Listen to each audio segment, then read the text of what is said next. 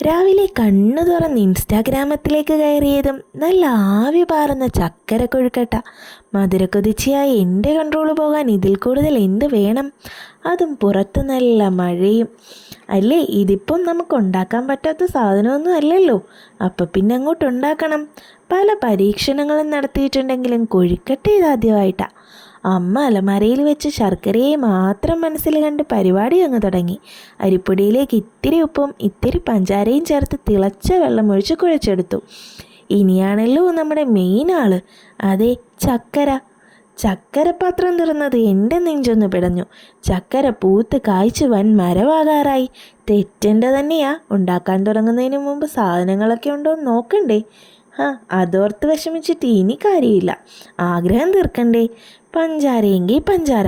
തിരുമ്മി വെച്ച തേങ്ങയിലേക്ക് പഞ്ചാരയും ഇത്തിരി ജീരകപ്പൊടിയും ചേർത്തിളക്കിയെടുക്കാം. ഇനി മാവ് ഓരോ ഉരുളയാക്കി കുഴി കുഴിച്ച് അതിലേക്ക് തേങ്ങയും പഞ്ചാരയും നിറച്ച് ഉരുട്ടിയെടുക്കാം. ബാക്കി പഞ്ചാര മാവിലിട്ട് ഒന്നിച്ചങ്ങ് കുഴച്ച് ഉരുട്ടിയെടുക്കാം. ഇരിക്കട്ടേന്ന് ഒരു വഴിക്ക് പോവല്ലേ. ഇനി ചൂടായ ഇഡലിത്തട്ടിൽ വെളിച്ചെണ്ണ തൂത്ത് ഓരോന്നായി പെറുക്കി വെച്ച് ആവി കയറ്റിയെടുക്കാം. ആവി പാറും മധുരക്കൊഴുക്കട്ട റെഡി. പുറത്ത് നല്ല മഴ. ആവി പാറുന്ന നല്ല മധുരമുള്ള കൊഴുക്കട്ടയും ഒരു ചൂടൻ ചായയും. Set set.